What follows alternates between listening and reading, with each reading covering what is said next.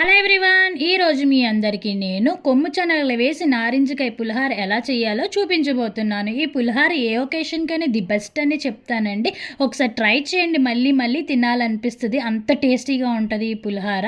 కావాల్సిన ఇంగ్రీడియంట్స్ వచ్చేసి curry leaves, red chilli, తరిగి పెట్టుకున్న అల్లం, పచ్చిమిరపకాయలు నిలువుగా కట్ చేసుకొని పెట్టుకోవాలండి. పోపు కోసం మనకి కొంచెం గుండు మినపప్పు, ఆవాలు, పచ్చెనపప్పు అండ్ జీలకర్ర కూడా పక్కన పెట్టుకోవాలి. నెక్స్ట్ నారింజకాయలు కూడా తీసుకోవాలి.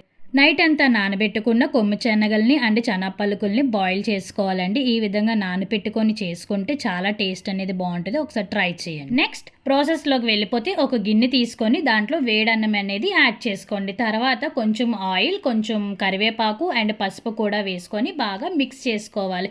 ఈ విధంగా వేడన్నంలో ఇవన్నీ వేయడం వల్ల ఏమవుతుందంటే మనకి అన్నం ముద్ద కాకుండా కొంచెం పొడి పొడిలాడుతూ చాలా బాగుంటుంది అనమాట. కరివేపాకు ఫ్లేవర్స్ అంతా అబ్జర్వ్ చేసుకొని మనకి టేస్ట్ అనేది చాలా బాగుంటుంది అనమాట. సో ఈ విధంగా మొత్తం అన్నీ మిక్స్ చేసుకొని పక్కన పెట్టేసుకోవాలి. నెక్స్ట్ ప్రాసెస్లోకి వెళ్ళిపోతే స్టవ్ మీద ఒక గిన్నె పెట్టుకొని అది బాగా హీట్ అయిన తర్వాత మనం కొంచెం ఆయిల్ అనేది వేసుకోవాలి. ఆయిల్ హీట్ ఎక్కిన తర్వాత ఆవాలు వేసి చిటపట్లాడిన తర్వాత గుండు మినపప్పు, శనగపప్పు, జీలకర్ర వేసుకొని బాగా ఫ్రై చేసుకోవాలి. ఇవన్నీ గోల్డెన్ ఫ్రై కలర్ వచ్చేంత వరకు బాగా ఫ్రై చేసుకోండి. అన్నీ వేగిపోయిన తర్వాత మనం ఎండుమిరపకాయలు వేసుకొని ఫ్రై చేసుకోవాలండి. నెక్స్ట్ కరివేపాకు, పచ్చిమిరపకాయలు, అల్లం కూడా వేసుకొని బాగా ఫ్రై చేసుకోవాలి. నెక్స్ట్ దంచి పెట్టుకున్న వెల్లుల్లిపాయ ముక్కలు కూడా వేసుకొని బాగా ఫ్రై చేసుకోండి. తర్వాత తగినంత సాల్ట్ అనేది యాడ్ చేసుకోండి. అవి కూడా బాగా మిక్స్ అయిన తర్వాత తగినంత పసుపు కూడా వేసుకొని బాగా ఫ్రై చేసుకోండి. ఇవన్నీ బాగా కలిసేటట్టు ఫ్రై చేసుకున్న తర్వాత ముందుగా నానబెట్టుకొని ఉడకబెట్టుకున్న శనగలు అండ్ గ్రౌండ్ నట్స్ కూడా వేసుకొని బాగా కలుపుకోండి. గ్రౌండ్ నట్స్ ఈ విధంగా నానబెట్టుకొని వేసుకోవడం వల్ల చాలా బాగుంటుందండి. ఒకసారి ట్రై చేయండి. నెక్స్ట్ మనం చింతపండు గుజ్జును కూడా యాడ్ చేసుకోవాలండి.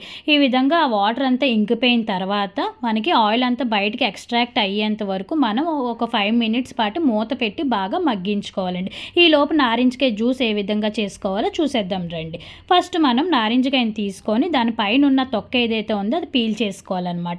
ఆ తొక్కతో కానీ మనం జ్యూస్ అనేది పిండుకుంటే చాలా చేదుగా ఉంటుంది, అస్సలు బాగోదు. సో ఇలా కట్ చేసుకొని దాంట్లో ఉన్న గింజలన్నీ తీసుకొని సపరేట్ చేసుకొని జ్యూస్ అనేది తీసుకొని పక్కన పెట్టేసుకోవాలండి. చూసారా, ఇప్పుడు దీంట్లో ఉన్న వాటర్ అంతా అయిపోయింది, ఆయిల్ అనేది బయట ఎక్స్ట్రాక్ట్ అయ్యింది కదా. సో ఇప్పుడు మనం స్టవ్ ఆఫ్ చేసుకొని పక్కన పెట్టేసుకోవాలండి. ముందుగా మనం బౌల్లోకి రైస్ అనేది తీసుకున్నాం కదా, కరివేపాకు ఇవన్నీ వేసి చూసారా కరివేపాకు ఎలాగా కలర్ షేడ్ అయిందో, దానికి ఉన్న ఫ్లేవర్ అంతా రైస్ అబ్జర్వ్ చేసుకుందండి. సో చాలా టేస్ట్ అనేది ఉంటుంది అనమాట ఈ విధంగా చేసినప్పుడు.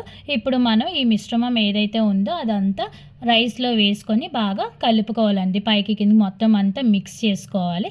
ఈ విధంగా మిక్స్ అయిన తర్వాత మనం ముందుగా ఎక్స్ట్రాక్ట్ చేసి పెట్టుకున్న నారింజకాయ రసం ఏదైతే ఉందో జ్యూస్, ఆ జ్యూస్ అంతా వేసుకొని బాగా కలుపుకోవాలండి. ఈ టైంలోనే మీకు పులుపు తక్కువ అయితే ఇంకా కొంచెం జ్యూస్ అనేది యాడ్ చేసుకోండి. సాల్ట్ అనేది తక్కువైనా సరే ఇప్పుడే యాడ్ చేసుకోండి.